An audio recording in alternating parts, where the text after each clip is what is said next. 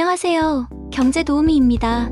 오늘은 경제 용어 모음 시간입니다. 자, 출발할까요? 국외 순수치 요소 소득 Net Factor Income from Abroad. 국외 순수치 요소 소득은 해외로부터 받은 요소 소득에서 해외로 지급한 요소 소득을 뺀 금액을 의미합니다. 이는 국가 간 소득 흐름을 나타냅니다. 예를 들어 해외 투자로 인한 이자 수익이 국외 순수치 요소 소득에 포함됩니다. 국외 저축 Foreign Savings. 국외 저축은 외국에서 유입된 자금으로 이루어진 저축을 의미합니다. 이는 국가 간 자본 이동을 나타냅니다. 예를 들어 외국인이 국내 금융기관에 예치한 자금이 국외 저축입니다. 국제결제은행 BIS Bank for International Settlements. 국제결제은행은 중앙은행 간 협력을 촉진하고 금융 안정을 유지하기 위해 설립된 국제기구입니다. 이는 중앙은행 간의 자금 결제와 금융감독을 지원합니다. 예를 들어 BIS는 중앙은행 간의 금융거래를 중개합니다. 국제금융시장 International Financial Market. 국제금융시장은 국가 간 자금거래가 이루어지는 시장을 의미합니다. 이는 외환, 채권,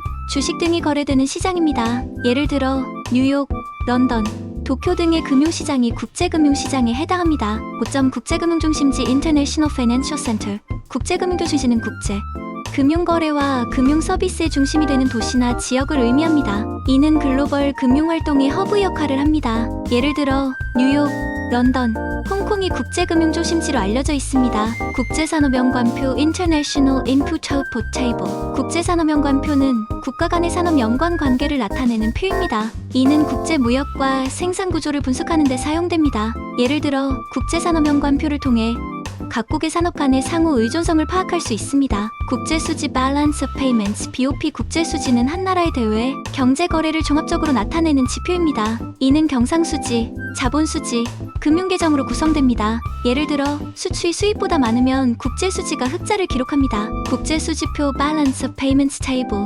국제수지표는 국제수지를 체계적으로 기록한 표입니다. 이는 국가 간 자금 흐름을 분석하는 데 사용됩니다. 예를 들어 국제수지표를 통해 각국의 외환거래 상황을 파악할 수 있습니다. 국제원유 가격 International Crude Oil Price. 국제원유 가격은 세계 시장에서 거래되는 원유의 가격을 의미합니다. 이는 글로벌 경제에 큰 영향을 미치는 중요한 지표입니다. 예를 들어 국제원유 가격이 상승하면 생산 비용이 증가하여 물가가 상승할 수 있습니다. 국제통화기금 IMF International Monetary Fund. 국제통화기금은 국제통화협력과 금융 안정을 촉진하기 위해 설립된 국제기구입니다. 이는 회원국 간의 경제협력을 지원하고 금융위기를 방지합니다. 예를 들어 IMF는 재정 지원과 기술 지원을 통해 회원국의 경제 회복을 돕습니다. 반복해서 들어보세요. 좋아요, 구독 부탁드립니다.